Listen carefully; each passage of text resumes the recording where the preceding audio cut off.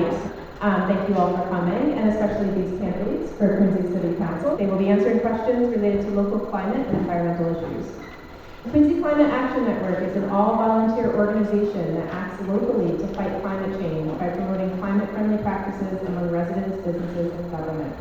We work on issues such as clean energy, sustainable transportation, energy-efficient buildings, natural resources, and environmental justice.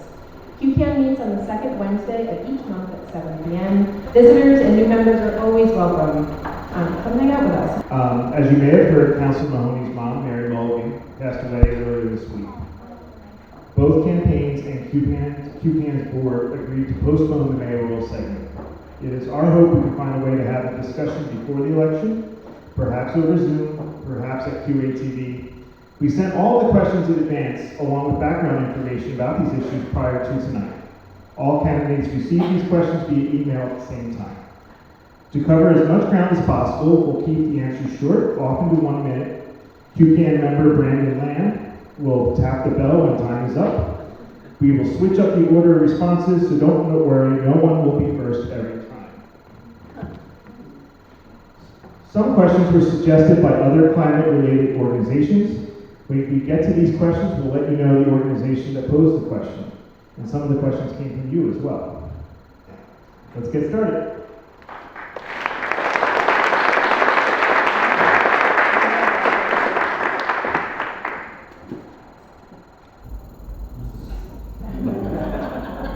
Working together, I love it. Good evening, everybody. Thank you to Quincy Climate Action Network for putting on this forum. And for all of you for coming out, and all of you at home who are watching tonight. My name is Richard Ashe, and I'm running for Ward 2 City Council. And a voter whose main concern is climate change should vote for me because I'm really running on a platform of smart development. Ward 2 consists of Quincy Point, Faxon Park, and Penns Hill.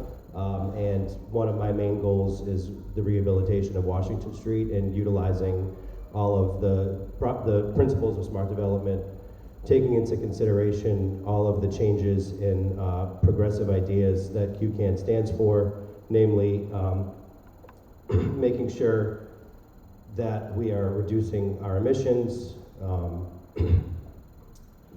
properties with electric vehicle, charging stations are important as well. So really taking into consideration the principles of smart development, green energy, in that rehabilitation is one of my main goals. Thank you very much. Thank you. My name is Anthony Andronico. I'm the Ward 2 councillor, and I've had the privilege of serving the city of Quincy for the last 6 years as both a school committee member and as a city councillor. Can't hear you. Can't hear you. Excuse me. There we go. I'll try again. Yeah. My name is Anthony Andronico. I'm the Ward 2 City Councilor, and I've had the privilege of serving the city of Quincy for the last 6 years, both as a school committee member and as a city councilor for the last 3 years. A voter whose main concern is climate change should consider me this fall because my track record clearly demonstrates a strong commitment to environmental sustainability and climate action. During my time on the school committee, I took the lead in successfully implementing the removal of all styrofoam products from our school lunch service and advocated alongside my colleagues for the initial concept of the composting program. And in my 3 years on the council, I've been able to advocate for the sustained preservation of our parks and open spaces, supported the effort to place solar panels on our existing public buildings, wrote the resolution passed just a few weeks ago demanding that the DPU take action on our municipal aggregation program, which would not only lower prices, but also add a substantial 10% more local renewable energy than required by the state. And I've been proud to fight against the compressor station as a private citizen, state house staffer, and now as a councillor. And regardless of the issue we're talking about, traffic, zoning and development, education, environmental sustainability must always be part of the conversation. Thank you. My name is James Devine. I am the Ward 4 councillor for the last 7 months. I believe that I have a very good understanding of our area as far as we have a major flood problem. 11 watersheds are in Quincy. Out of those 11, 7 are directly in Ward 4. They all will be directly related to climate control, as with multiple storms, things of such nature like that. We recently had pretty much, I think there was 3 large rainstorms recently. We've done a project over on Furnace Brook. It seems to be working extremely well. I've been watching that since 2010. It takes a very long time to get these things off the ground. but it's very important, and if we, wow, that's fast. Thank you very much, everyone. I'm very concerned with all our water issues that are going to be happening through there, and I understand how our system works. Thank you. Good evening, everyone. My name is Matthew Lyons, Ward 4 candidate. I want to thank QCAN for holding this forum for us. I'm a 36-year member with the International Brotherhood of Electrical Workers, and I've been involved in trying to get more energy-saving bills passed in order so that we can get more electrical instead of fossil fuel burning buildings into the city, the EV parking spots, as well as the future EV parking spots. It's a big issue within for my brothers and sisters working. I've also lived at 64 Willard Street since 1986, and we had massive floodings on Ballou Street that was right behind us. My family had been at Sheldon Street in East Milton and West Quincy since before there was even a highway.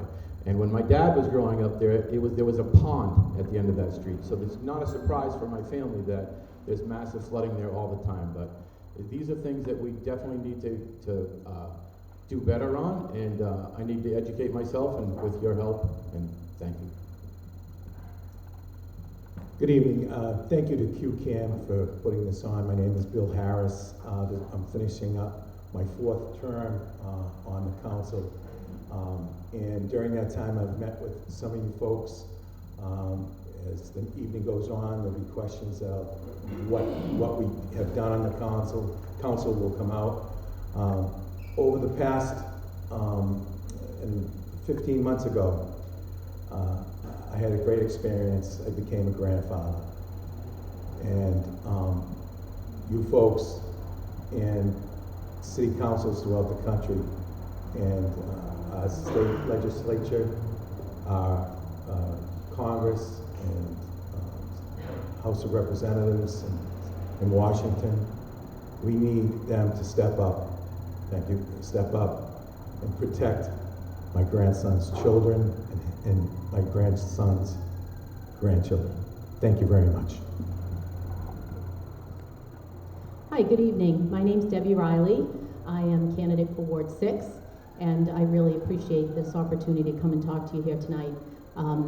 One of the things that I love to do is to bike and walk everywhere I can in the city, and I very much believe that climate change is real, so I guess that's certainly a reason to vote for all of us that seem to have that in agreement.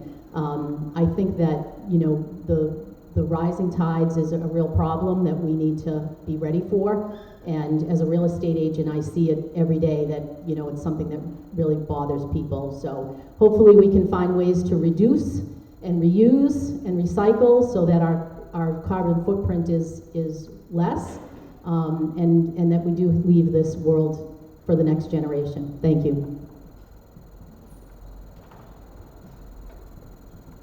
Good evening. I want to thank QCAN for hosting this event tonight. My name is Noel DiBona. I'm a Quincy City Councilor at large for the last 8 years. I've been elected official for 10, 2 on the school committee and 8 on the council. I also served as the representative for the City Council on the CPC, the Community Preservation Committee, for the last 8 years, where we're preserving, obviously, parks and open space. Some of the main things that I really wanted to talk about tonight, and we'll get into more detail when I have a little bit more time, is the resolutions that I've brought forward over the last 8 years on the City Council. Back in 2017, when Joe Finn was on the council along with Nina Liang, we requested the administration explore utilization of electric vehicles, and they actually put a fleet in just recently in the last year. We also did a resolve supporting net zero emissions build-out as part of the Squantum School feasible study, along with Bill Harris and Nina Liang, who are sitting up here tonight, and I believe also Anthony Andronico. And we also put a resolve in for the MBTA electric bus alternative, which is just recently going to go all electric, which is great. We'll get more in discussions with all these different topics a little bit later, but I wanted to tell you, proof is in the pudding, and I've already put forward a lot of resolves as I've been on the council, and I like to work with my at-large and ward councilors as well. Thank you.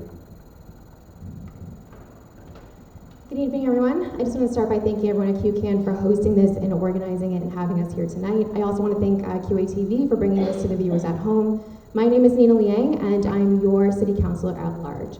I've had the honor of serving in this role for 4 terms now, and I take this job very seriously, not only because I want to continue to give back to a city that gave me so much, but I also want to ensure that everyone who comes here to live or work has those same opportunities to take advantage of everything Quincy has to offer. I hope I can continue to count on the support of voters who, really take climate change seriously, because climate change is just that, it's change, right? And folks, I think typically as humans, we don't, we're a little bit averse to change, but it's a real thing, and we have to move past that convincing part of the conversation and move to action. And I think my time on the council has demonstrated that I've been willing to be educated by folks at QCAN who know this information inside and out, who can bring us real solutions and then step up to make sure that we're doing that as your local representatives. Whether it's banning plastic bags or making sure that EV vehicles are being introduced to our city fleet, regardless of what issue is in front of us, we have to make sure that there's action in place, and I believe I've demonstrated that, and I look forward to talking more about that later on this evening. So thank you for your time, and hopefully I can count on one of your 3 votes on November 7th. Thanks. And we've had some meetings on that, which is great. I think we want to know who, the local or state, gets to decide on designing the net zero building, and does that decision factor into the long-term energy cost savings for the life of the building, or should it, in your opinion, or just the as-built estimated cost? I'll start off by saying the project has to come back before the city council after it moves through its next part of the process for a full design budget. My expectation, my vote, will be based on it being designed as a net zero building. Now, of course, the state is providing, I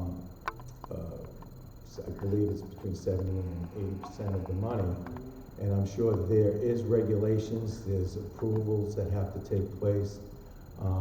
We had a meeting with the community. We want community involvement. They need to say in that as well. But it's a very exciting time, and we really, net zero building is I'm all in. Thank you. Thank you. I totally agree. I think we should definitely be shooting for a net zero construction build, but obviously the cost-benefit analysis needs to be taken into consideration. We need to take a look at, how long the mechanicals and the materials that the building will be constructed with, and make sure that we can justify any additional cost. But I definitely think that we should be aiming for that for sure, and making it so that over time, when things wear out or whatever, that we have the ability to be able to service the building over the long term. If you've seen the building that's there, it's been there for a long time. Thank you. What have you done, or what are you planning to do to stop progress at the compressor station and adding more fossil fuel emissions to our city, state, and country? You can start with. Thank you for the question. Just over the years, I've been proud to fight against the compressor station, as a private citizen, as a State House staff member, and as a councillor. When I had worked for the Weymouth State Senator, I had become intimately involved in the fight against the compressor station itself. Our office played a key role in securing the siting of an air monitoring station in the Fall River Basin to show DEP that the air quality data that they had used from the Blue Hills air monitoring station was not sufficient, and it should never have been sited in the Fall River Basin itself. And soon after the station had started operating, experienced 2 unplanned toxic gas releases that potentially posed a risk to our community. And directly following those incidents, I had introduced a resolution to the council that reaffirmed our stance on the issue and demanded the immediate shutdown of the compressor station through FERC. And I think it's important to note that while Weymouth has dropped their opposition through a settlement, that Quincy and Frax remain committed through the legal process and the appeals process to fight against the station, and I remain committed to that moving forward, just as I have been for the last 7 years. Thank you for the question. Richard Ashe, candidate for Ward 2 City Council. As a lifelong Quincy Point resident, I'm just as confused, frustrated, and aggravated with the placement of the compressor station, the Fall River Basin. Over the years, I have had the pleasure to meet a lot of the folks involved daily in the Fore River residents against the compressor station. I've attended some of their standouts, a couple of their drive-bys, those really during COVID were the drive-bys, but being intimate with the legal proceedings as an attorney, of course, as Councillor Andronico just mentioned, the appeal in Quincy, you know, where we haven't settled, there are still legal proceedings. Having the intimate knowledge of those proceedings is something I plan to bring to the table.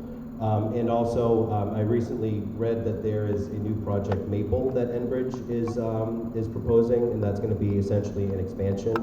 To keep the time going, it's going to be an expansion of the current compressor station through the state of Massachusetts.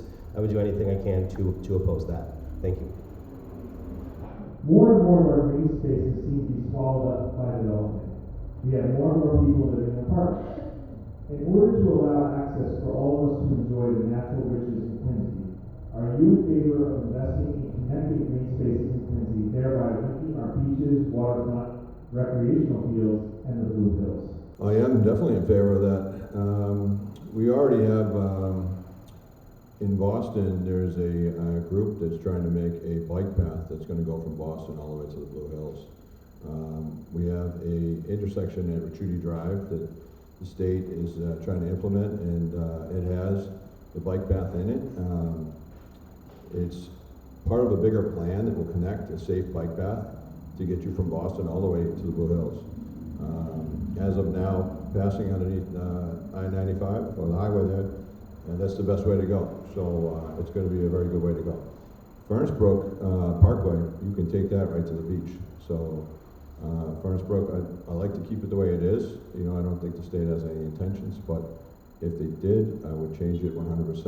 And I'm very active with green space. I've taken over 3 islands in this Ward 4 area already to make sure that they're more beautiful than ever. Thank you. Hi, so I think Ward 4 is unique in that a huge amount of the area is the Blue Hills, and it's really one of the gems of all of the Quincy as well as Commonwealth of Mass.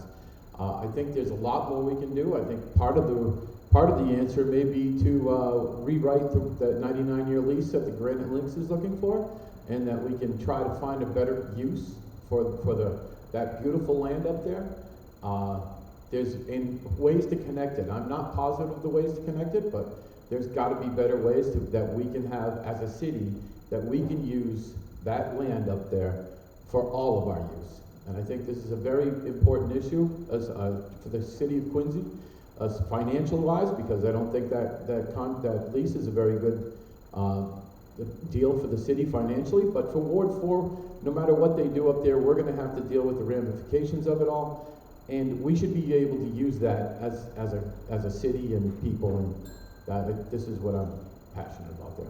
Given the urgency of our current climate crisis, does Quincy need to reevaluate our Conservation Commission and our Planning Board to better protect our natural resources and actively reduce our carbon emissions? With that said, would you support term limits for these boards and updating the way the members are appointed? I want to just acknowledge that both groups are made up of volunteers who are committing their time to provide a service to the city, right? That being said, I think this is a matter of the process, right? And 2 things in particular. It's the engagement piece and the access piece.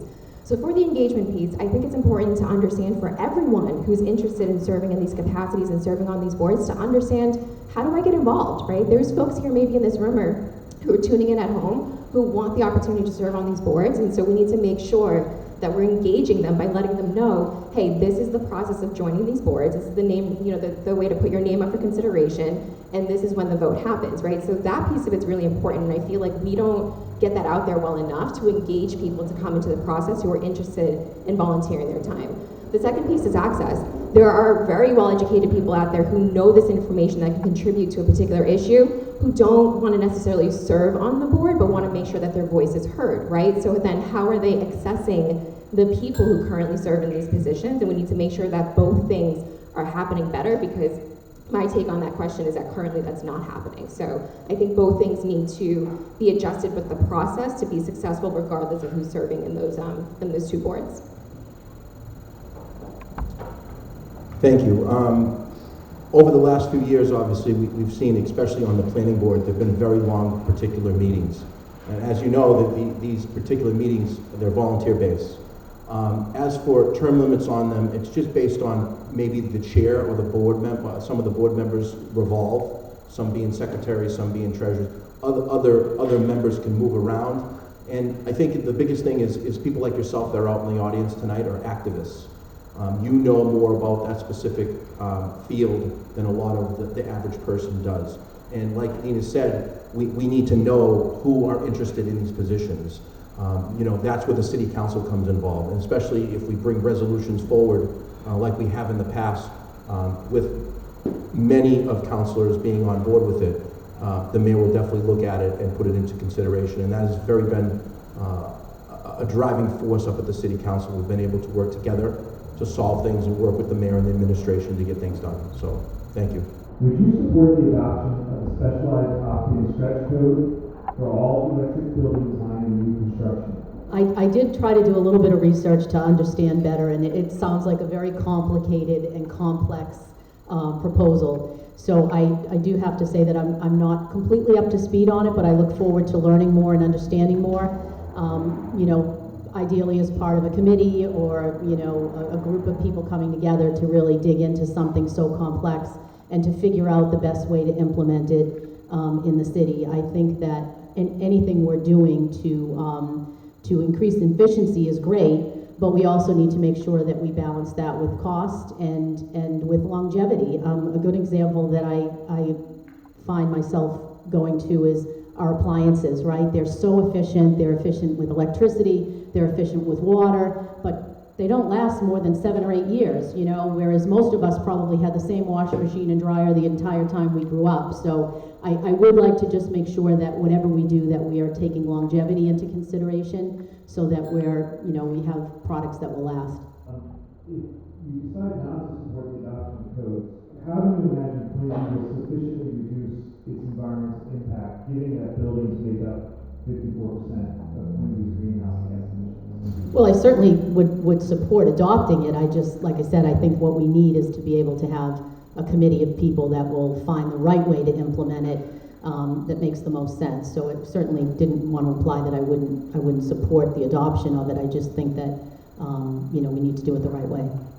Great, thank you. Same question, Councilor Ashe. Thank you. So this is a specialized code, as Mrs. Riley said, and she did reach out to me for some information on Friday, but the same information I'm basically waiting for as one of the chairmen of the two committees that it's at. This resolve is in committee. The committee's waiting on several reviews. Public Buildings Department, Planning Department, Inspectional Services, Director of Energy and Sustainability, and non-governmental people throughout the city. We're waiting for information from them. We can't rush it either, or it won't be right. This is going to take time. We want to set it right, and we're looking forward to their comments when they are received and recommendations. As soon as we receive their input, we will hold robust hearings on this issue. I assure you that. If you were to decide not to support it, are there other ways you can envision that Quincy will meet its environmental emission goals? Well, I would say that I'm going to push this so we don't get to that point. Thank you. Candidate Lyons, do you need to repeat? No, that's all right. So like I had said before, I'm a 36-year member with the International Brotherhood of Electrical Workers. And as far as the electrical workers go, I think they're all in on the shifting it over to there.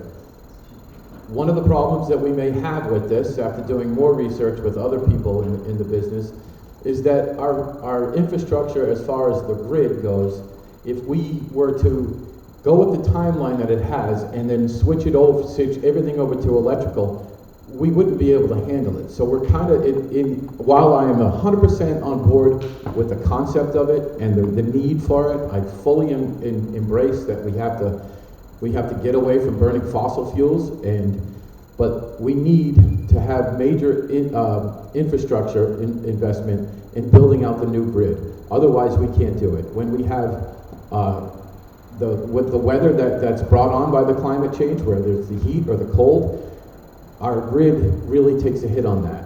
So to move everything onto the electrical, we're going to need to do a lot more work outside of the city of Quincy. How would you make sure that our building department is supported with the new codes, and how do you envision it helping our city? So in the meantime, when we are building new buildings, we need to do the two other parts of that bill, where the opt-in, where you building out the provisioning for the future. So, like if you're building a building, and I think they have this in Boston as well, where if they're building an apartment building and they have parking garages, a certain amount of those parking spaces need to be equipped with the EV, but the rest of them need to have conduit going in there for future use. And these types of things absolutely need to be done right now and need to be implemented as we go forward. Like I said though, I am 100% on board with changing over to the electrical model instead of burning fossil fuels. We have a lot of work to do before we get to the point where we can just switch it over to, it's not as easy as just flipping a switch. We need to do a lot of work outside of Quincy as well as in Quincy as well. But the building codes for future provisions for it really need to be done. I like the flipping the switch. Mr. Lyons and myself agree on one thing, is that he's accurate. We can't just all of a sudden turn our houses into the electrical switch we're talking about. Most houses have 200 amp services, and you're going to need 400 if you're going to have a car and solar. And people won't understand some of the new construction if you have to be solar ready, that means no penetrations through your roof, so there's no skylights, things like that. There's so many things that are affecting the specialized stretch code that even not just inspectors understand, but whole building departments throughout the city, the states, everywhere. It's extremely, extremely complicated. So like Councillor Harris said, we're going to have to go through this with a fine-tooth comb because it's not so cut and dry. As a matter of fact, this weekend there'll be a conference down in St. Louis for this very subject. We're working on 2015 building code, and we're talking about 2024 stuff now. So, thank you. If it can happen, are there other ideas you have for reducing our carbon emissions in the city? Well, not my ideas, but you guys have a lot of good ones. So, what I would do is follow your guys' lead. And whatever you come up with, just scrutinize it and make sure it's going the right way, because QCAN has everybody's best interests at heart. So I would just follow your lead. Same question? The short answer is yes, that I would support the adoption of the specialized stretch code. As Councillor Harris had sort of alluded to, it is in committee at the moment. From recollection, the state finalized their sort of FAQ document on these regulations late last year. So I know the public buildings and inspectional services and planning department are still going through that, but when the time comes, I would expect that I would vote in favor of adopting the specialized stretch code. And how would you make sure that Quincy's building department is supported through that transition, and how do you envision it helping our city? Sure. I mean, just on how it can help our city from the very beginning. One of the things it does is just require pre-wiring for electrification in new builds so that owners down the line can have reduced costs. And it also requires that our larger homes over 4,000 square feet, or commercial and residential, I think over 12,000 square feet. These larger multi-unit developments also meet high energy efficient standards to help reduce our carbon footprint. And I think, as everyone here is aware, Quincy keeps growing. We've added over 10,000 residents according to the census over the last 10 years. And I wouldn't be too surprised if that growth continues. So I'd say adjusting moving forward is something we're going to have to do to reduce our carbon footprint. Thank you. The short answer is yes, I would support adopting the specialized opt-in stretch code for all new buildings here in Quincy. The figure is 5%. 5% of new buildings. The estimate is that the new buildings would cost 5% more if they were to abide by the stretch code. And of course, if we were to implement this stretch code over time, those buildings and everybody's life value, property value, everything would go up, and we would make that 5% back quickly. And even if you go on, the fun fact is that if you go on Redfin or Zillow, now they have climate gauges for your homes. So you get a score based off of how energy friendly or green your home is, and you can actually see the property values and that they've increased. So for that 5% for developers to add on to the cost of new construction, I think we would all get it back, and I would certainly vote yes. How would you make sure that the building department is supported if those were enacted? Supporting the building department, I believe, would look like supporting consultants or third parties to come in and train. Oftentimes people are used to doing things a certain way. I know I am. I'm sure most of you are. So changing a complete field with respect to the building department it would be a big undertaking. I think that most of the building department, especially in Quincy, would be happy to learn and implement this as well. I think it's just going to take some resources, some funding, consultants, third parties to come in and make sure that everybody's on the same page.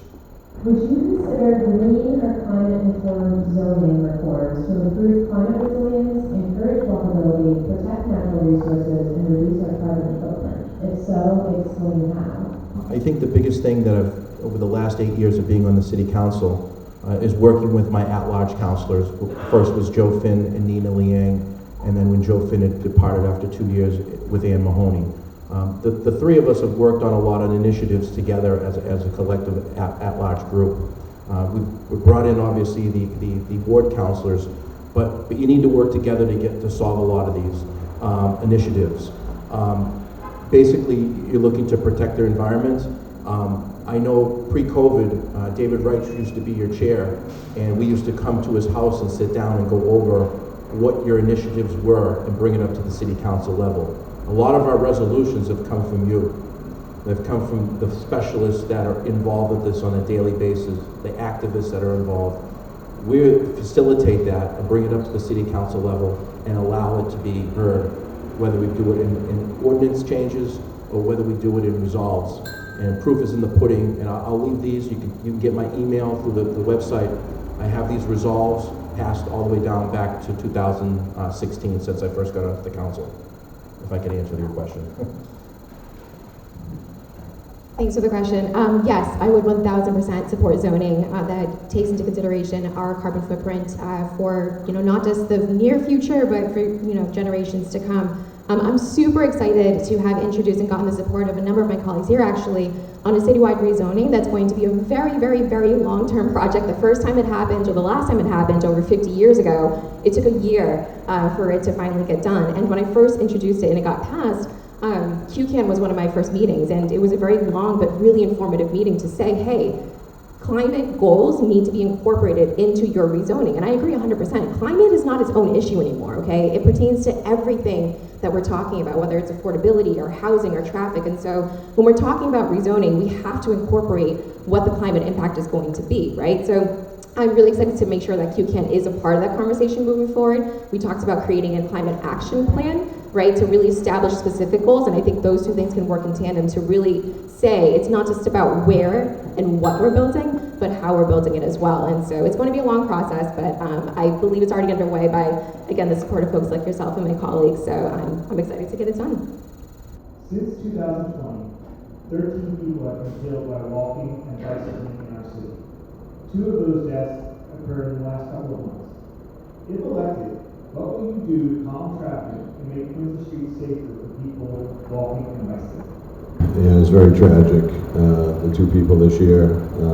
I'm a cyclist myself. I have many friends on, Quincy cycles. I was actually doing a 50-mile walk for MS with my daughter down the Cape, and they rolled by us on the rail trail. So I love Quincy cycles. Once again, they're also very passionate and very up to par on paying attention, so I will follow their lead and make sure that I help support everything that they do. But another thing is the new chief of police, he's brought in some traffic officers that they're dedicated just to monitor traffic. And we'll make sure that they get on certain spots where they're needed, because they won't have to be called away from anything while they're doing it. They were just on our street in Ward 4 doing some traffic, catching people going up the wrong ways. So we'll stay focused on that and try and make sure that we can. So I think it's fantastic that we have more bike lanes for the bicyclists, and it's an excellent alternative to instead of burning fossil fuel and contaminating the atmosphere again. I think we're a long way from having a safe environment for cars, bikes, and pedestrians. I've talked to many bicyclists. I'm not a cyclist myself, but and a lot of them don't always feel all that comfortable in that lane on the road as well. I think a lot of times what some of them will suggest is that maybe making the sidewalks bigger and making that area a little bit bigger so they get off the street. And I think the cars would be all in favor of that as well. And I think, a lot of these people that are cyclists that get out there, they're also in cars as well. I don't know the complete answer to how we're going to make this safer and a better environment for the cyclists and pedestrians as well. But we need to do a better job of trying to come up with a better solution than just to put in the cycle lanes just for the sake of putting in the cycle lanes. I think their safety of all three people using the roads in the area definitely need to be taken into consideration. In 2016, I brought in an ordinance which we enacted, the Modern Nation Municipal Finance Act, which we brought in and we changed the speed limit in settled areas, congested areas from 30 miles an hour to 25. Scientists made it quite clear that 5 miles an hour makes a big difference when there is an accident or a tragedy. Also, I get criticized constantly about stop signs that I have put up. They call me Billy Stop Signs. Well, when you put up a stop sign, and when somebody asks you, can you put up a stop sign? If I was to say no and there was an accident and something happened, well then I didn't do my job. And putting one up doesn't have any type of level of whether it's working or not. So I'd rather be on the safe side and safety, and where bike lanes are safe, I say we put them in. Thank you. Thank you. So as somebody who uses both walking, biking, and driving, I can say that I'm usually biased depending on which mode of transportation I'm on at the time. But there are a couple of things that I noticed. I think, and I'm old enough to remember when it was implemented, the right turn on red is a real problem because it's really a kind of a tap and go. And if you're a pedestrian with a light, people, I see it all the time, are not often paying attention. Conversely, I think sometimes pedestrians could do a little better job of paying attention. They're all got their heads down on their phones, and so it goes both ways. I think we need a little bit of an awareness campaign, especially when there's language barriers. Sometimes signage isn't necessarily the best way to communicate those kinds of things real time on the street. So the other thing I'd love to see is, again, it's not really a Massachusetts thing. I saw it more in New Hampshire.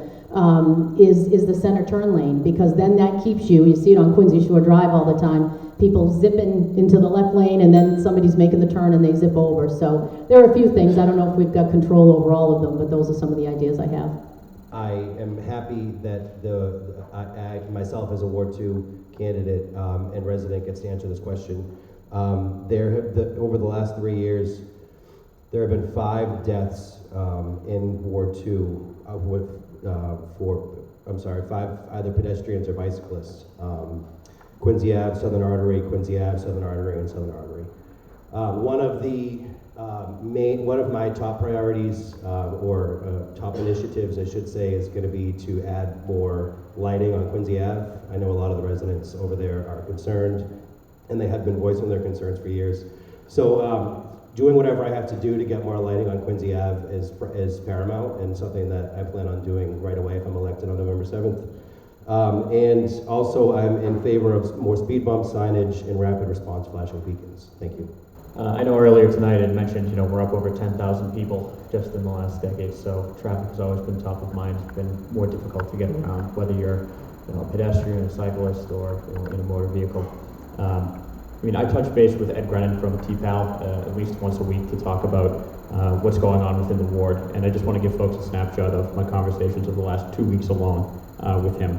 In the last 2 weeks, we had stepped up enforcement on Hillsborough Street, which has been used as a significant cut-through during rush hour from 4 to 6 p.m. We stepped up enforcement over there. I also submitted an ordinance to add a stop sign to make the intersection of Endicott and Bradford a four-way stop, and I am proud to say that we finally broke ground on an additional rapid flashing crosswalk beacon by 1000 Southern Artery and Presidential Estates. But outside of the last 2 weeks, we've added more radar speed signs to remind folks to slow down, added additional rapid flashing crosswalk beacons, and implemented smart cameras at intersections to keep traffic from backing up.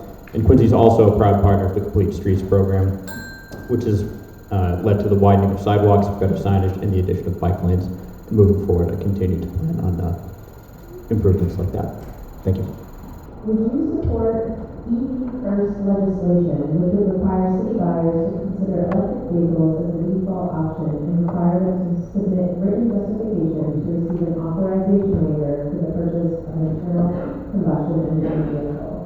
Short answer is yes, I would support it. I just want to recognize, and Councillor DiBona mentioned this earlier, that first piece of legislation was a resolve that actually Councillor Finn, who's no longer on the council, had introduced, and the two of us had sponsored. It was a resolve, right? But it was a step, and I want to acknowledge QCAN again bringing that to our attention. That was very early on when I was serving as a councillor, and they took us in to educate us on the importance of this step for the city. And then they said, oh, by the way, here's a legislation you can introduce to actually get the needle moving on this. And so it was an incredible opportunity for us to actually say, yes, let's introduce that, right? The information here is well researched, it's well reasoned. We need to make that step. Now, a lot of time has passed, right? And we have yet to really execute, I think, the goal of that piece of legislation that was introduced. And so I think it's important to recognize that when something doesn't work with a goal in mind and we haven't achieved that goal, we'll go back and reintroduce something with more teeth to it, right? And I feel like that's where we are right now. It's looking and saying, well, we introduced something to get the ball rolling. We haven't hit the goals that we set out with that piece of legislation. So if we need to introduce something else that has more teeth to really get us the EV vehicles that we're supposed to be getting and that we're committed to getting, let's do it. We can only try, right? And so I think that is an important next step, and I'm 100% supportive and committed to it. I am too in support for it.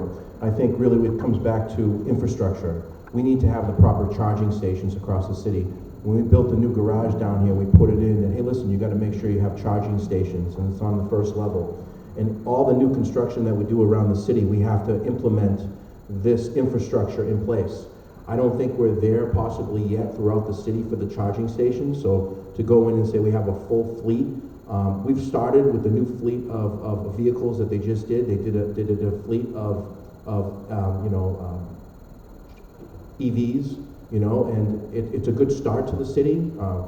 As myself, Nina, and Joe Finn put in, this is back in 2017. May 1st of 2017, we put this in use. When they started going out and getting these and purchasing these vehicles, they listened to us. And that's how government works here in the city of Quincy. We initiate some type of resolution or resolve. It goes up to the mayor and the administration, and they can act on it, and they did. So we're looking forward to getting the infrastructure in place as we move forward, as we construct the city and revitalize the areas. So thank you for the question. Last year, Quincy started a food waste pilot program in Quincy High School, diverting 1,400 pounds of food waste from the trash.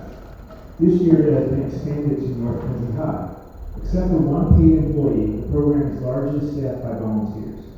How do you think the city could better support the school food waste program? Do you support expanding the program to all Quincy schools and then to Quincy residents with a curbside or drop-off food waste program? I definitely support that. I've worked in the city of Boston for most of my career, all of my career, and you see a lot more composting going on in the city. You see a lot of different smaller companies. The Bootstrap, I think it is, that they have it. I don't really see that a lot in Quincy. I've been out covered all of Ward 4. I've lost 38 pounds since June 7th, walking around Ward 4, and I very rarely do I see the compost barrels in Quincy, and I think we need to do that as well. As far as the schools go, I think there's a lot of waste that goes on in there, and I don't know a ton about it, but I did do a little bit of research going into this, and there are different things and suggestions on how schools can limit it, as far as like portion sizes, cutting the fruits and vegetables so that they're not just throwing these away, and you're not getting a whole piece of it throwing away. You have the smaller parts, so that contains the portion sizes of it. And of course, there's many other things. I just want to say that I am 100% in favor of composting when we can, especially in the schools. Yeah, this is a great one. My wife is from Ireland, and the whole country over there has different barrels, and one of them is all organic. We talk about taxes. The amount of money that we waste paying capital to throw away organic waste is ridiculous. It's all fluid and things that we could just recreate.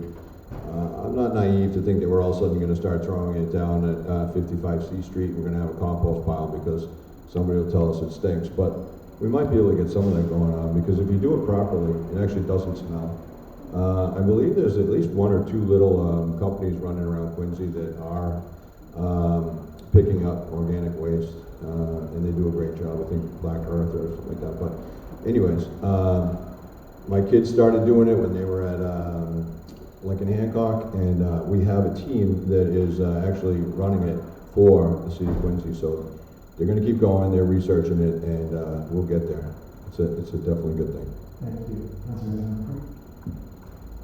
Thank you. Jim had mentioned that his wife's from Ireland, and they're pretty big on that over there. My wife's from Vermont, so we obviously compost within our own household. But the short answer is yes. I was proud to advocate for this program during my time on the school committee. COVID kind of put a pause on the program itself, but I do appreciate in particular the efforts of my former colleague Emily Lebo to move this program forward. If the school committee needs more funding to support the program, I'm more than happy to do that through the annual budget process. Just additionally, as a note, mandatory food waste and diversion is planned for small businesses and residents in the state by 2030, so that is already mandated. As it stands, residents can pay one of 3 private companies that offer compost pickup, and the city does sell discounted backyard composters to residents who wish to do that. And very quickly, we had a conversation last fall where the information the council received was that bringing a curbside or drop-off option to Quincy would lower the city's climate change footprint, reduce the cost of trash tipping fees by an estimated $200,000 a year, and result in cleaner trash that is not a food source for rodents. So for those reasons, I'm all for it. Thank you. Thank you. I think I picked up Mr. Lyons' 38 pounds somewhere where our wards meet, but yes, I am in favor of expanding this program. I've done some research, and again, what we would gain back from the expansion of this program with a little funding up front is immeasurable. Nearby towns and areas like Watertown, Cambridge, Canton, Brookline, and Boston have implemented this program and have implemented an expansion of our program that is currently in Quincy Public Schools. If that funding is related to another employee, of course I would support that. If it is the complete infrastructure with our capital waste management company, I would support that as well. A 2019 study by the EPA found that cities could save an average of $10 to $30 per ton by diverting waste from landfills, which I think is very important. And also another 2016 study from San Francisco found that a curbside food waste pickup program saved the city $8 million. Thank you. I'm going to take the words from the November 15th, 2018 QCAM website, okay? So thanks for the softball. Quincy takes the first step towards curbside composting. Huzzah! On November 13, 2018, the Quincy City Council curbside food waste pickup. The supportive letters that QCAM friends wrote to the ward councilors and the councilors at large no doubt made that happen. So thank you to all who made those opinions heard.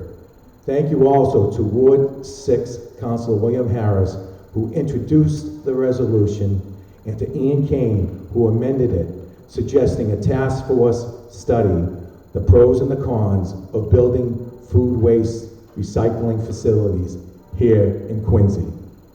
And it also says, in short, and recycling food waste is cheaper than throwing it away. Thank you very much. Thank you. This was actually the question I was looking forward to the most. I'm so glad to hear that we're no longer using those styrofoam trays in the Quincy Public Schools, and it's wonderful to hear that there's a food recycling program. The one thing I thought of, though, when I read the question and looked into it a little bit more is, why is there so much food waste? Because we have a real food insecurity problem with a lot of our Quincy Public School students, and so this is the kind of problem where I like to look at reduction first and really trying to dig into what the problem is. Why are we throwing out so much food in our schools? So that's something that I would like to see explored a little bit more. But obviously there will be waste, and expanding it out to all the schools makes perfect sense. It sounds like it's a great program. It came about as a result of a committee, from what I understand. And when people come together and work together to solve a problem, boy, we can do just about anything, can't we? Thank you. In Quincy, we don't have official climate goals or a climate action plan. Two things that would first acknowledge that we are in the midst of a climate crisis, and second, provide a clear path to moving forward so that we make decisions with climate consequences in mind. Do you support establishing climate goals and a climate action plan? If so, why, and how do you foresee creating these plans? If not, why not? And how do you create strategy and accountability for actions without these? I think I'm going to start off by starting with the floods of 2018 here in the Post Island, House Neck, Adam Shore particular area. I saw some folks tonight that were really impacted by the storms. I know as a city councilor at large, I was down there right away. We had a shelter down in House Neck at the Atherton House School, and it was an impacted situation. I brought forth resolutions for proper seawall reconstruction and pumping stations. And we've put that into fruition. We're still continuing to do the seawall construction. The precast are being put in. I talked to folks that live up right outside of Post Island Road, and I asked them, what are we doing? Is the storm come yet? How's the impact of the wall doing? So it hasn't really hit as much, but the main important thing is drainage. So it has to have the proper outfall pipes that go back into the ocean. So that's the best answer I can give, and Nina will follow up with some other initiatives. Thank you. Yes, we should absolutely do it. I'm super excited about this. When, again, QCAN educated me about this, because it's not, I think, a matter of if we're going to be doing this work, but a matter of how, right? And a climate action plan really helps us to set the incremental goals to get to the larger goals that we all, I think, want to get to, right? And so, Vanessa, this girl Vanessa from Harvard Extension School came and did an assessment of the city in 2018. It's like 60 pages of information about our current emissions and what we're doing right now as a city and what kind of carbon footprint that's going to leave. And then there are some suggestions on what we can do to change that, right? That's one piece, but we're not using that as like the holy grail of what we as a city should be doing. So if we establish an actual formal climate action plan, it'll take a snapshot of where we are right now, our goals, 10, 20, 50 years from now, and more importantly, it will tell us, okay, and here's what you can do right now. Here's what you can do next week. Here's what you can do next year. And those goals, I think, are important so that they're actually digestible, right? So that we all can make those small incremental changes in our home, in our everyday lives, so that as a city, we can then look back in 10, 15, 20 years and say, oh, we did all of those things along the way because we followed this climate action plan, and we then hit our goals because of it. But if we don't have that roadmap, I think we're all just kind of grasping at those things that are immediately in front of us, and I don't think that that's the best way to really, again, do this in an intentional way. So I'm excited for it. Thank you. I know, I heard the bell, sorry. QCAN has been asking the city about standardized trash and recycling barrels for many years, and have been told for many years that the city was working on it. Uniform trash and recycling barrels with locking lids would stop garbage from flowing down our streets on trash day. In Quincy, a lot of our blowing trash ends up in the ocean, on our beaches, and in our marshes. These barrels would also encourage more residents to recycle, and they would also reduce rodent issues. Many surrounding towns have these barrels, and it has been a great success. Do you support issuing these barrels? What have been the roadblocks to making this happen, and how can we overcome them? some of the roadblocks is there's really only two companies. We fired one of them, and then now we have the current capital who's doing our pickup. I would support it 1,000%. If again some of the trucks that they have, you know, they're not even able to automatically pick up the standard trash barrels that we have. Recycling, we need to be able to come up with the money and make sure that we get if we have to fire this company and go back to the other company and they say that they can do the recycling the way that we need to do it, I say yes, because when I hear the nightmare stories that a truck goes down a street and puts both into the being thrown away on the same run in the same truck, that's, as I say, 110% unacceptable. So thank you. Yes, I absolutely would support barrels and receptacles that had lids. I tell people that on Monday nights when trash goes out in Squantum, if it's a windy night, you might as well just throw it all in the middle of the street because it blows everywhere. And I'm somebody who spends a lot of time picking up trash when I'm walking everywhere, so I absolutely think we should do it. I'd be willing to pay for barrels. I think we'd probably need some kind of grant program if, you know, for people that couldn't afford to buy their own barrels. You know, if the city could provide them, that would certainly be another option, but obviously there's an expense there. So I definitely think we need some sort of uniformity in the receptacles because we allow people to put out just bags of trash. You know, we don't even require it to be in a barrel at all. So I think that's definitely an area where, you know, like Nina and Noel have been saying, you know, incremental improvements is the way to go instead of just a big bang theory of, you know, all of a sudden everyone's going to start using new barrels. That probably wouldn't work. Some of the biggest roadblocks is going to be funding and costs. It's going to cost a little bit more as funding, as prices have gone up a little bit. That's the roadblock. Do I support it? Yes. But at the end of the day, as time has gone along, I think this is a ballot question. I think you put it into the hands of the voters. Let the voters decide on this particular item and put it on the ballot. And let all the voters come in and vote on, do you want to get this? Do you want to accept this for the city of Quincy? And you go into the voters' hands. I think that's the best initiative is now. I know the mayor had looked at it in the past year, had come back in front of him, and he said he would pause and look forward to the future. But I do support it. But at the end of the day, some people have gone out and they've gone out and bought $100, you know, trash barrels, and they want to make sure that they don't lose out on that particular investment that they put in. But I love to recycle. I would love to have the recycling be uniform as well. So you have to consider the fact that some of the folks out there do uniform. They have their particular nice barrels that, you know, hitch up to the trash and then it flies right up. But, you know, we have to consider the fact of what do we do with the existing people and all their trash barrels. So this I think should be a ballot question at this point. Thank you. I think we should do it, and I want to just recognize that, you know, we've been following up with this question quite extensively for years now, and, you know, for me, the biggest roadblock that I've been hearing is that while we want the uniform barrels, again, it's not a matter of if, it's a matter of how, it's recognizing that the city is not uniform, right? There are some neighborhoods in the city that have very wide sidewalks, single-family homes, where you bring out those uniform barrels, and there is room still for somebody to move by with their carriage, just somebody to walk by or move by with their wheelchair, right? And then there's other neighborhoods that are a lot more dense that if you put out these same large uniform barrels, accessibility is just gonna go out the window, right? And so it's not a matter of if we should do this, it's a matter of how we're gonna implement it. And I think, again, why not try, right?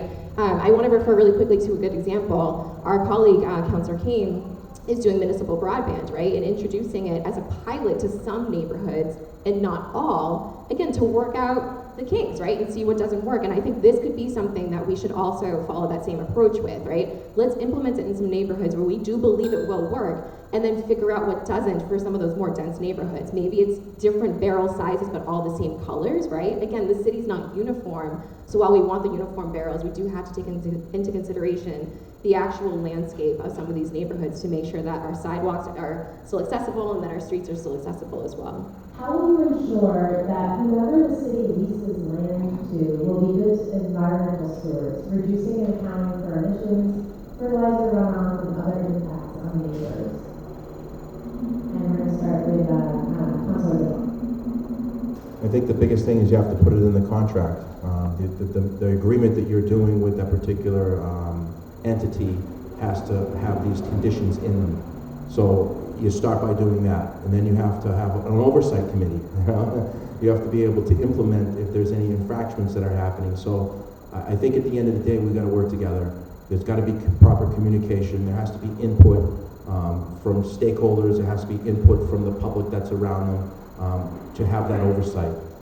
We can initiate all these things in the world, like putting in one-ways and all these other things that we do across the city to make it safe, but we still have to do the oversight. We still have to initiate the laws. So I guess there's a two-part question to, I guess, that, and we have to continue to put some type of legal binding contract or agreement upon both folks. So thank you. I want to keep harping on the rezoning thing because this is a good example of why that will be really effective, right, to ensure that those who are coming and developing in the city are following these new standards and protocols. That is long term, right? But in the short term, doing something like opting into the specialized stretch code, right? Both of these things are setting new standards for developers, big or small, when they come to Quincy and think, you know, what can I build here? Well, let's look at the current codes, right? And so that's going to set the standard for anybody who wants to come here. There's a large developer in the Northeast, WS Development, and I want to give them a shout out because they have close to 50 properties, and they're committed to every single one of those being built to 100%, hopefully, right, with renewable energy. And there's an article about it, and in the article, right, in the very beginning, they don't say, well, we do it because it's the right thing. They just directly say, we're doing it because the requirements from cities and towns that we're going to build in are requiring these changes now. So we just need to set the standard, and they will follow. And I'm, again, excited for the rezoning process because I think that, again, long-term will set the standards for what developers will build here in the city. Does the city have enough enforcement personnel for enforcing those contracts in zoning? That's a good question. That's a really good question on the inventory of what we have. I think at this point right now, I'd probably say no, because we need to bring in that type of legislation to enforce this. So what particular department is that going to go through? What particular item is that going to be going under? So I think we need to relook at all these different initiatives as we move forward. So I would say probably right now, not enough. I agree, and this is not a knock on anybody currently in our current city workers. They're phenomenal. Those folks in special services department, that public buildings, what have you, they're doing a great job. But there are only so many hours in a day, and this city is growing so exponentially. Again, with small projects, right? Like people wanting to do additions onto their homes, or maybe renovating their homes, to massive projects that are going on in sort of like the downtown corridors of the city. So there's a lot happening here. We need to make sure that we're expanding the folks in these departments that are going to be charged and tasked with going and making sure that people are abiding by whatever laws that we put out there, or zoning requirements, or, again, back to our climate action plan, whatever we're stipulating with these plans we're putting out there. We need people who have time and capacity to check those boxes, right? And right now we don't have that. The city's growing. We've grown our fire department, our police department, our schools. We should also grow those people who, we're charging and tasking with checking all of these things. And so again, it's not a knock on the people who are currently there. They're doing a phenomenal job, but we certainly need more, for sure. How will you ensure that whenever the city leases land to will be good environmental stewards, reducing and accounting for emissions, fertilizer runoff, and other neighbors? We have I'm already answered the second question, kind of. But can you repeat that, actually? Sure. How will you ensure that whoever the city leases land to, Granite Lands, for example, so we're leasing land to Granite Lands, how are we going to make sure that they're good environmental stewards, reducing and accounting for emissions, fertilizer runoff, and other impacts on our neighbors? So as far as Granite Links, I work there as a part-time bartender. I think most people know that by now. So some of that I won't be able to work too closely with, but we have 3 councillors at large that can stand in and represent and make sure that like they also said already, that we make sure that it's written in the lease and that we hold them accountable. I believe that we just put a resolve in to make an advocacy that will chair to monitor and take care and make sure that Grand Lakes does what they're told. That's going to be mixed with neighbors and councilors and things of that nature. So that would be a good way to do it. But we also have Ken Burke. He's an ordinance officer, and I just spoke with him today about a company down in West Quincy that we're trying to confirm that they're not using bad chemicals that are going down drains.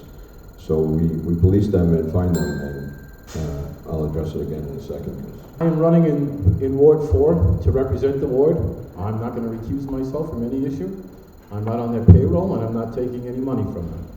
And I think that the number one starting point on this is that we don't accept a lease that the person that is renting it from this land from the city writes their own lease. That's the starting point on this. We need to have, and not just the city council, because nobody on this diocese are commercial real estate attorneys. We need to hire an outside commercial real estate attorney to represent the city, to get the best bargain we can for the city of Quincy financially, but to make sure that there's provisions in that lease for 99 years. We're talking about 4 generations of family, long after many of us are going to be here.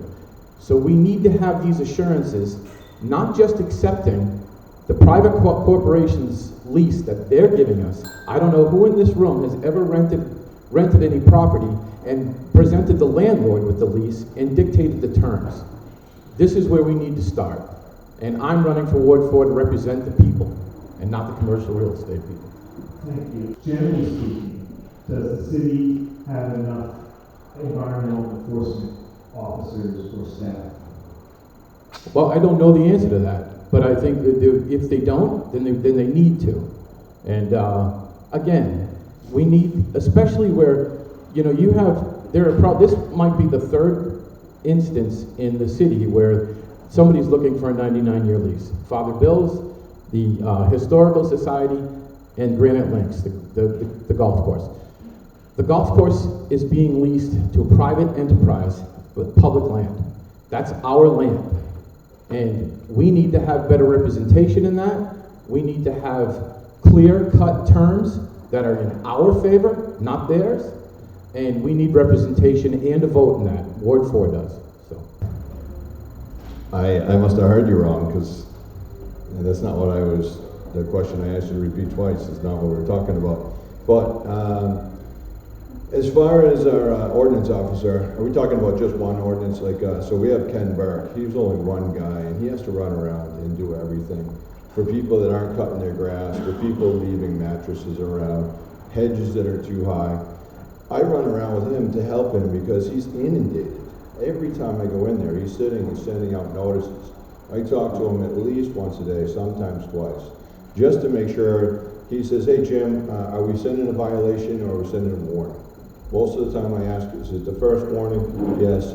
Are the absentee landlords? Yes. I'm like, well then hit them hard. Because if they're not going to take care of our property in our neighborhood, then give it to them. But if they're a homeowner, I'm like, let's help them figure it out. We don't want to make it hard on them. But Ken Burke is a hard-working guy, and we need more people like him to enforce all these things. So yes, we need more people. Thank you. And this question was submitted by the Quincy Tree Alliance. Dozens of trees on Washington Street and 100 trees in Passamaquoddy Park died within 2 years due to poor planting and lack of watering.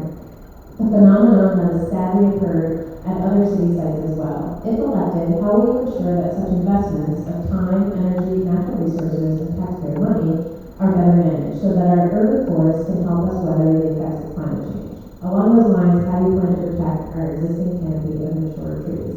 And we'll start with Councillor Andronico. As most of you know, we did have a few with Chris Hayward. He left for another position, and now it's Dan Cathcart is the current tree warden, and had a few conversations with him.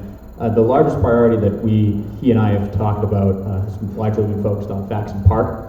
There's a lot of growth in that area, mainly of one species of tree, oak trees. a lot of them are old and dying, and so we had taken those down, and in their place, we're opening up the canopy a little bit within Faxon Park to allow for some of those shorter trees and underbrush to grow and create a healthy environment. Moving forward, we're planning to expand the number of species within the park for those trees so that it can continue to thrive. It's not great within a park when you just have one species of tree. I never thought when I became a councilor that I'd learn so much about this particular issue and trees themselves, but just continuing to work with Dan and the Department of Natural Resources to make sure that when we make this investment that we're not squandering it, we're protecting those trees, particularly along Washington Street moving forward, because I know the city invested a lot in years past. Similarly, I have a great relationship with Jan Cathcart, who is the new tree warden here. He certainly helped me help residents while out campaigning with tree issues and cleaning them up, and if he did have to take one down, I know that he will be replanting it. I've spoken a number of times tonight about the rehabilitation of Washington Street and my emphasis on that as one of my top priorities. So getting those trees replanted, however way we need to, whatever experts I need to find, should I be elected, to make sure that those trees are planted and they will be sustainable and they will grow, and it really will, if anybody has driven down that stretch, it's in dire need of some beautification. I'm a huge proponent of that. I know we have more or a new grant or more funding this year for trees, so I would gladly tap into that fund as well. Thank you. We never always had a tree warden. When I first came onto the city council, we didn't have one, so we initiated that new position for the tree warden as Chris Lord Harden, and he did a fantastic job. Everybody liked him. He was willing to go out there and check the tree and try to keep it, not say, well, let's just chop it down, let's try to salvage it by trimming back these different branches. Now we have Dan Cathcart, and what I really talked about was huge, was an inventory of all the trees out there. And just this past year, the administration has moved forward to do an inventory count of all the trees out there. When I first got into the council in 2016, it was very difficult to really initiate where we had the trees, what needed to be taken down, where do we replant the trees. Today, if you have a problem with any trees out there, and say it was taken down at some point, you can replant it, and we'll go out there and let you pick out the proper species that you want to put, and we'll go out to the different part of the street and put it where we can. So I'm willing to work with any of the folks out there that want some more trees out there. We work very hard with Dave Murphy, the Natural Resources Commissioner, and it's like again I said, we work together to solve issues across the city. So thank you.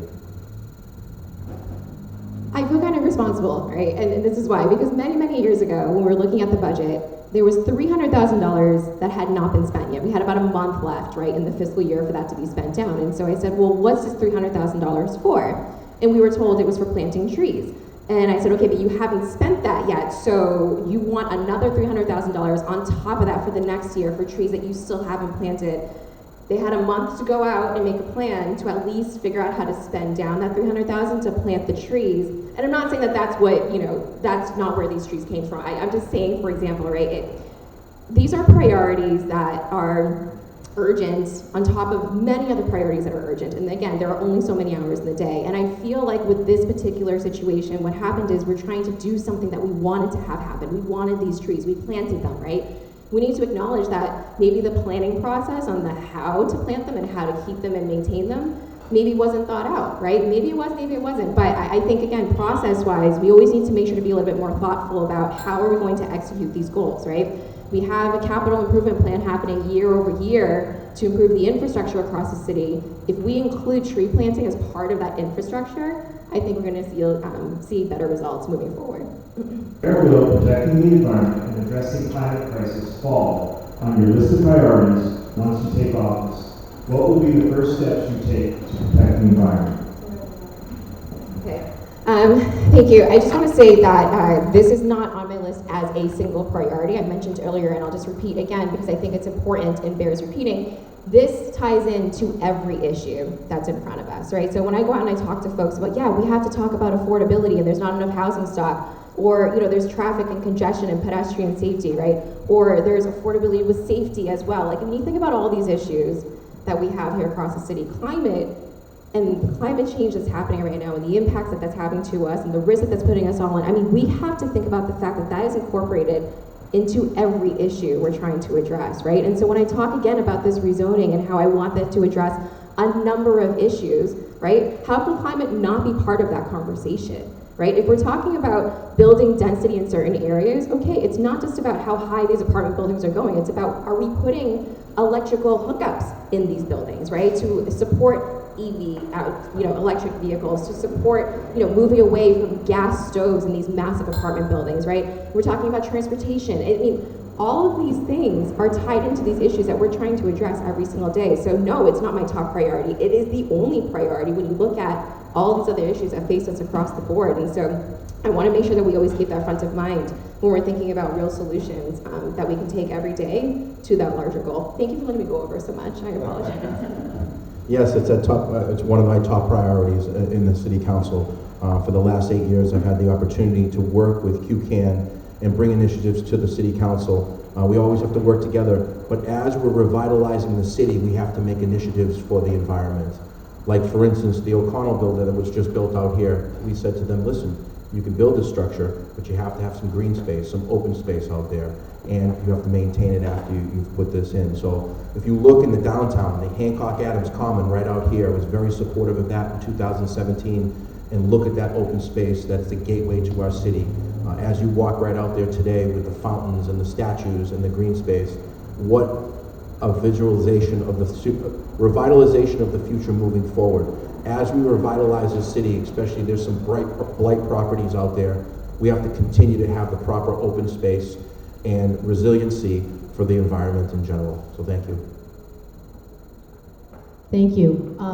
I guess the place that I would start, if elected, would be at home. I think what we need to do is we really need to build an awareness campaign where we all have an individual impact on the environment. It doesn't need to be these big initiatives necessarily, because big initiatives take a lot of time and effort to implement.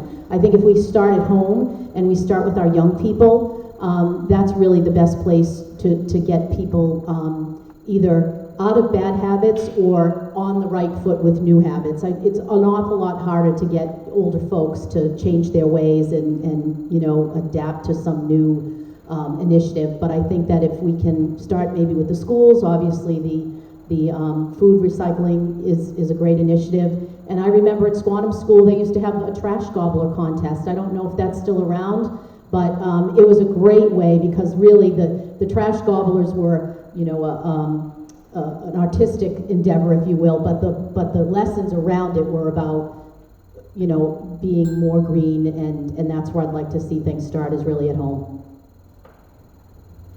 Thank you. It actually is probably with one of the major fights that I'm fighting right now, and it's a building of a bridge, and I understand the problem we have in Boston, but building a bridge, it's made up of cement, steel, and the number of cars that are going to go through our city. Cement industry is responsible for 8% of planet warming carbon dioxide emissions.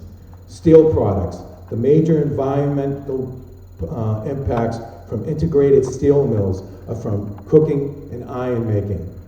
Highway vehicle release, in one vehicle, about 1.5 billion tons of greenhouse gases into the atmosphere each year, mostly in the form of carbon dioxide, and is a major contributor to climate change. All I can say is the amount of cars that would be put, anybody who's going through right now, going through Boston, it's back, as I said.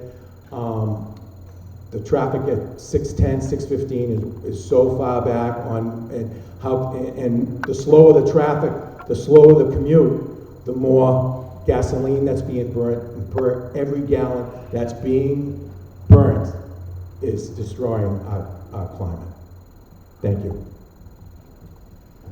So I think every decision that's going to be made by all of us at the City Council needs to have the environmental impact considered with it.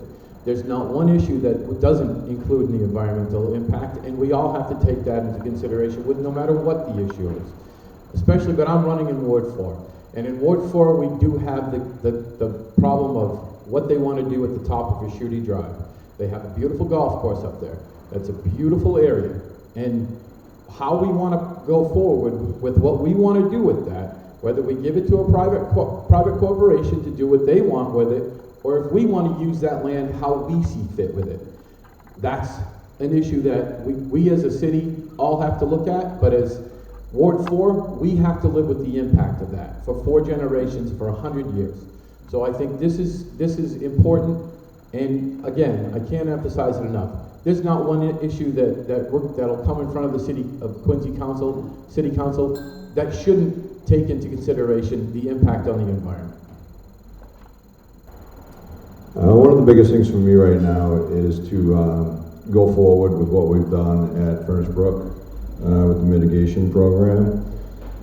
We really we made it windy. It's longer. It's going to absorb a lot more water. It's already working. We've had 3 big storms.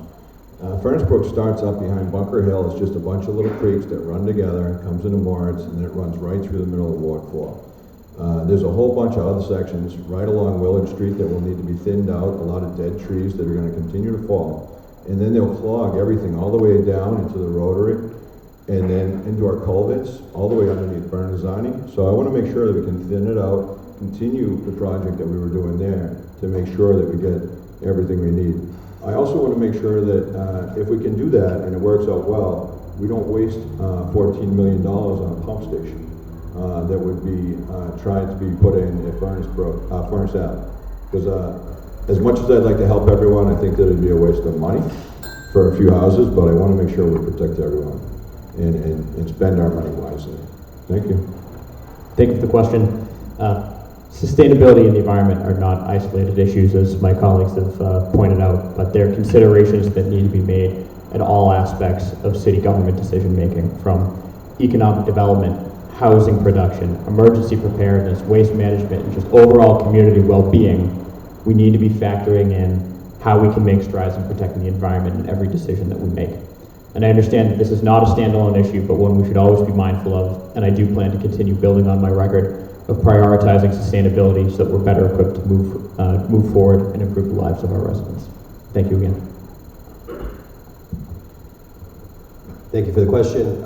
As a Ward 2 City Council candidate, I would love to see all of the topics and ideas thrown around today implemented in the final stages of the Forever Clubhouse, or in whatever improvements come to Faxon Park in the future.